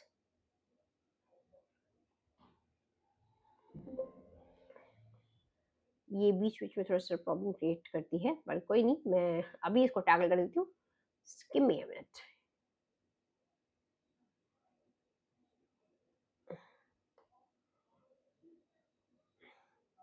ठीक है, प्रॉब्लम सॉल्व, आगे बढ़ते हैं। Most accurate method to determine molar mass, molar mass निकालने के लिए अभी पढ़ा था हमने ये क्वेश्चन, ये मुझे कहीं और याद आ रहा है, ये क्वेश्चन करा था हमने, ठीक है। एक बार क्वेश्चन बैक में चलते हैं कि बहुत बहुत अच्छा एक्यूरेट बेस्ट तरीका क्या है मोलर मास डिटरमाइन करने का, दैट इज ऑस्मोटिक प्रेशर। अभी पढ़ा था हमने, ये कहाँ पढ़ा था, ऑस्मोटिक प्रेशर। क्यों, ऑस्मोटिक प्रेशर में मोलैरिटी होता है, pi is equal to MRT होता है। तो मोलर मास निकालने के लिए मोलैरिटी की जरूरत है, मोलैरिटी होता है ऑस्मोटिक प्रेशर में, ठीक है, मोलैरिटी किसमें होता है, ऑस्मोटिक प्रेशर में, ठीक है। So next question would be, ये क्वेश्चन तो अभी कराया था आपको, ये क्वेश्चन बहुत इजी, आई निकालना है। आई मतलब ये डिसोसिएट होगा CaCl2, अभी ये क्वेश्चन आई थिंक रिपीट हो रहा है, बहुत इजी, तो ये आप मुझे खुद कर सकते हैं। इसको डिसोसिएट करना Ca को और Cl को, और बताना क्या आंसर होगा इसका। ठीक है, आई निकालना है, बताना है कि आई कैसे आएगा, इनको डिसोसिएट करना, तोड़ के दिखाना, और कितने आयंस में टूटेंगे, वही आंसर होगा। ठीक है, अगर याद होगा तो ये क्वेश्चन रिपीट हो रहा है, इसका आंसर मैंने पहले करवाया है, तो एक बार आप इसको सोच के करना। I, if observed molar mass is half the normal value, I is equal to, ठीक है, अगर ऑब्जर्व्ड मोलर मास जो है वो नॉर्मल वैल्यू के हाई, अगर आई की वैल्यू क्या होती है, आई इज इक्वल टू होता है normal molar mass by observed molar मास, ये फॉर्मूला होता है।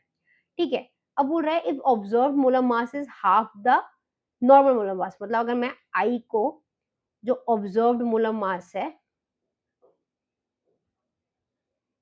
ऑब्जर्व्ड मोलर मास है, वो नॉर्मल का हाफ है। ये क्वेश्चन में बोला गया है, ऑब्जर्व फॉर्मूला क्या होता है, normal molar mass by observed molar mass, I is equal to, हम अभी बोल गया कि ऑब्जर्व्ड मोलर मास एन का हाफ है, एन का हाफ है।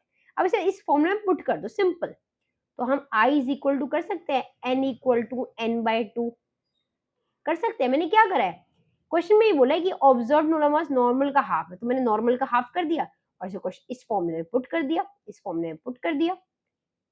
ये याद रखना कि ऑब्जर्व्ड मोलर मास नॉर्मल का 2 है, तो ये नॉर्मल का 2, एन नॉर्मल को अपने एन बाय, सॉल्व इस 2 को ऊपर शिफ्ट कर दो, तो N by N into 2, N से एन कट गया, आई की वैल्यू क्या आ गई 2, so I value would be 2। Question में कुछ डिफिकल्टी नहीं थी, ऐसे ही क्वेश्चन आते हैं, ज्यादा बड़ा नहीं था, देखो दिमाग लगाओ। आई का फॉर्मूला क्या होता है, normal molar mass by observed molar मास, और क्वेश्चन में खुद ही बोल दिया कि ऑब्जर्व्ड मोलर मास नॉर्मल का हाफ है, तो नॉर्मल का हाफ कर दिया, इस ऑब्जर्व्ड मोलर मास की वैल्यू फॉर्मूले में पुट कर दी, सॉल्व कर दिया। ठीक है, देखा देखा, आई से बहुत सारे क्वेश्चन आए हैं। ठीक है, चलो फिर से, ये मैंने अभी 3 कंडीशन सिखाई थी, आई 1 से कम है, आई 1 से कम है मतलब चीजें जुड़ गई हैं, अब 1 से ज्यादा मतलब चीजें टूट गई है, चीजें जुड़ गई हैं, तो मतलब क्या हुआ है, यहाँ एसोसिएशन हुआ है, तो यहाँ पे B would be the answer. देखो 3 कंडीशन थी, फिर से याद करें, आई 1 के बराबर, आई 1 से ज्यादा, आई 1 से कम, आई 1 के बराबर मतलब अनअफेक्टेड, कुछ नहीं हुआ, कुछ टूटा नहीं, कुछ जुड़ा नहीं, आई 1 से ज्यादा मतलब 1 से ज्यादा कोई चीज एक से ज्यादा हो गई है, मतलब डिसोसिएट कर गई है, टूट गई है। आई 1 से कम मतलब कोई चीज जुड़ गई है, तो एसोसिएट हो गई है, यहाँ पे एसोसिएट हो गया, जुड़ गया है कोई चीज, तो एसोसिएट हो गया, याद रखो। हेनरी लॉ कांस्टेंट का इक्वेशन कितना आएगा, P is equal to K H x, partial pressure P, के एच हेनरी कांस्टेंट, एक्स के एच किस पे डिपेंड करता है, टेम्परेचर पे, ये याद रखना, अभी हमने ये न्यूमेरिकल भी करा है, के एच जो है वो टेम्परेचर पर डिपेंड करता है, हेनरी कांस्टेंट के एच टेम्परेचर पर डिपेंड करता है। गैस सॉल्युबिलिटी डिक्रीजेस विथ, अभी गैस की बातें कौन करता है यार, गैस की बातें अगर मैं याद दिलाऊं तो गैस की बातें हेनरीज लॉ करता है।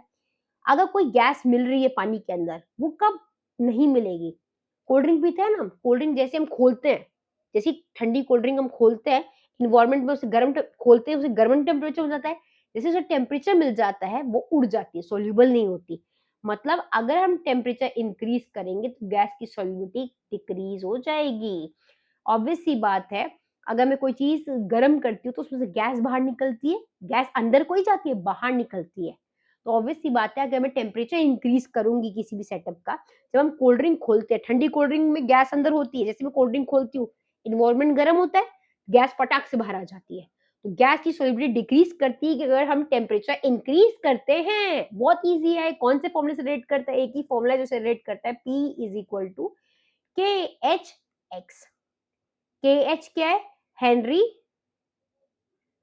Henrys constant. ठीक है, चलिए आगे बढ़ते हैं। 0.1 मोलैरिटी CaCl2 इफेक्टिव मोलैरिटी, देखो इफेक्टिव मोलैरिटी का और आई का एक फॉर्मूला होता है, इफेक्टिव मोलैरिटी और आई का फॉर्मूला क्या होता है, इफेक्टिव मोलैरिटी, इफेक्टिव मोलैरिटी निकालना है। ठीक है, क्या होता है इफेक्टिव मोलैरिटी का फॉर्मूला, क्या होता है, आई मल्टीप्लाई बाय मोलैरिटी, तो क्वेश्चन में तुम्हें कुछ दिया हुआ है, क्या दिया है क्वेश्चन में? मोलैरिटी दिया है, पर मैम आई तो दिया नहीं है, आई कैसे निकालते हो, भूल के हो क्या? इसे आयनाइज कर दो, तोड़ दो इसे। जब हम इसको तोड़ेंगे तो ये किस में टूटेगा? Ca+ में टूटेगा और प्लस 2Cl- में टूटेगा। करा था ना हमने? तो इसकी आई क्या निकली? 3 निकली। तो 3 मल्टीप्लाई बाय 0.1। इफेक्टिव मोलैरिटी का फॉर्मूला याद रखना बस। तो आंसर क्या आएगा? 0.3 वुड बी द आंसर। तो आंसर वुड बी 0.3। ठीक है, कुछ नहीं करा, आई निकाल दिया। आई मतलब डिसोसिएट कर दिया, CaCl2 को तोड़ दिया। किस में तोड़ दिया? Ca आयन से जो Ca2+ में टूटेगा प्लस Cl- में टूटेगा। अब बैलेंस कर लो इससे, एक Ca एक Ca, Cl 2 है तो इसको ऑब्वियसली 2 लगा देंगे। तो 1 एक Ca और 2 Cl, तो 3 में डिसोसिएट हुआ तो I की वैल्यू होगी 3। तो याद रखो I की वैल्यू हुई 3। मोलैरिटी क्वेश्चन में ऑलरेडी गिवन है, तो इफेक्टिव मोलैरिटी का फॉर्मूला याद रखना। इफेक्टिव मोलैरिटी का फॉर्मूला क्या होता है?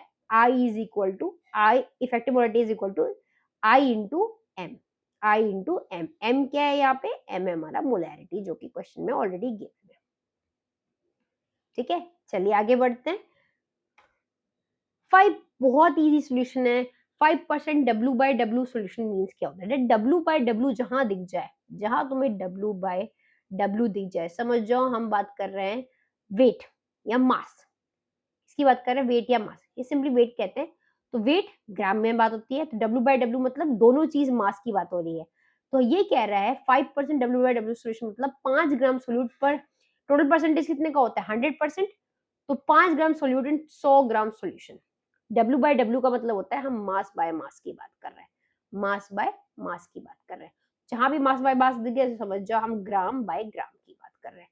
और तुम्हें दिख गया 5% W/W, तो समझ जाओ ये क्या बोल रहा है? 5 ग्राम सोल्यूट है कितने? 100 ग्राम सोल्यूशन। किसमें? 100 ग्राम सोल्यूशन। ठीक है, तो जहां पे तुम्हें W/W दिख जाए, W/W का मतलब होता है मास बाय मास। तो 5% W/W मतलब 5 ग्राम सोल्यूट है 100 ग्राम सोल्यूशन में। कितने ग्राम सोल्यूशन में? 100 ग्राम सोल्यूशन।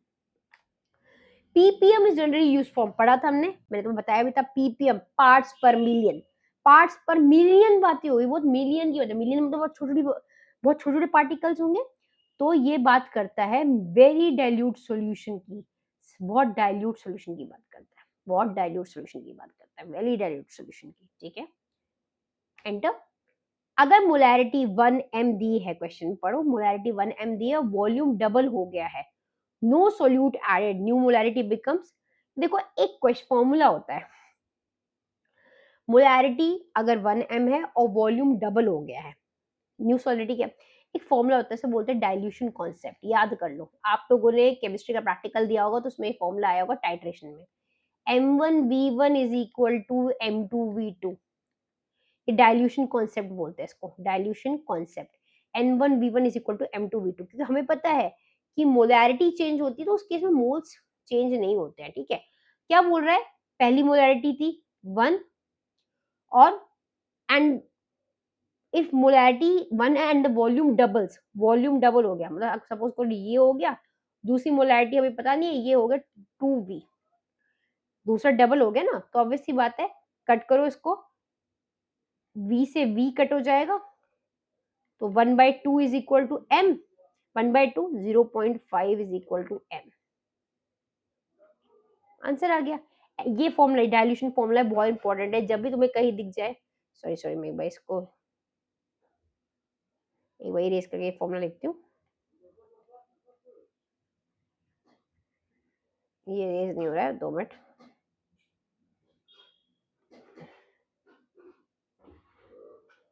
Back space. ठीक है, फॉर्मूला क्या है? M1V1 is equal to M2V2। ये याद रखना डाइल्यूशन फॉर्मूला है। जब भी दो मोलैरिटी फिक्स कर लो, दो मोलैरिटी दिख रही है, दो वॉल्यूम दिख रही है, आंख बंद करके फॉर्मूला लगा दो, आंसर आ जाएगा। इसे डाइल्यूशन फॉर्मूला बोलते हैं, M1V1 is equal to M2V2। ये फॉर्मूला याद रखना, इसे डाइल्यूशन कॉन्सेप्ट बोलते हैं। ठीक है, तो देखो मेरे क्या आंसर आ गया, आंसर है 0.5 M, B is the answer. ठीक है, चलिए आगे बढ़ते हैं। This is the last question of the of our today's chapter in the video. इसके अलावा आपको उस चैप्टर कुछ नहीं पढ़ना, वेक्टर फैक्टर का ध्यान रखना है, मोलैरिटी का ध्यान रखना है, हेनरीज लॉ का, देखो जो कॉन्सेप्ट मैंने बोला इंपॉर्टेंट टॉपिक उसी से मैंने क्वेश्चंस निकाले हैं, ठीक है? फिर से मैं कह रही हूँ पहले एनसीईआरटी पढ़ो, उसके बाद ये सब करना, अब उसके बाद कोई प्रॉब्लम नहीं होगी। Rods law is valid for, rods law किसके लिए वैलिड होता है? Rods law is valid for ideal solution. ये क्वेश्चन भी रिपीट हो गया है। रॉड्स लॉ किसके लिए वैलिड होता है? आइडियल सॉल्यूशन के लिए वैलिड होता है, ठीक है? देखिए मैंने आपको ये सारी चीजें बताई है कि you can join our personal counselling batch to get one on one personal guidance from a WhatsApp calls and everything, ठीक है? लिंक ज्वाइन करने के लिए नीचे दिया होता है डिस्क्रिप्शन बॉक्स में। आप हमारे मॉक्स भी परचेज कर सकते हैं, पीवाईक्यूज एंड ऑल सब कुछ पिन किया गया होता है। So for that you can subscribe, you will subscribe our HOA channel House of Ambition, and along with this our new channel that is House of Ambition Classroom। यहाँ पे सारे subjects की आपको CUET की फुल प्रिपरेशन होगी, वो भी free of cost, no charges. Free, ठीक है? CUET के एडमिशन से लेके आपकी CUET के फॉर्म भरने से लेके आपके एडमिशन तक की सारी हेल्प हमारे चैनल पे की जाएगी, ठीक है? आपको कोई डाउट है तो आप फीडबैक उसमें बॉक्स में लिखो कि आपको क्या डाउट है, किस चैप्टर एंड ऑल। और वैसे तो सारे चैप्टर्स कवर कराए जाएंगे, हमारा प्रॉपर टाइम टेबल है, उसको हो गया है। बट आप एक बार अपने डाउट लिखिए और उसको हम आगे कैरी फॉरवर्ड करेंगे। सेशन पसंद आया होगा तो लाइक, सब्सक्राइब और शेयर करना बिल्कुल मत भूलिएगा। आपके सब्सक्रिप्शन से, आपके इससे हमें मोटिवेशन मिलेगा, और अच्छा और ज़्यादा बच्चे भी कनेक्ट करेंगे, हमें मोटिवेशन मिलेगा आपके लिए और मेहनत करने के लिए। Thank you and have a nice day.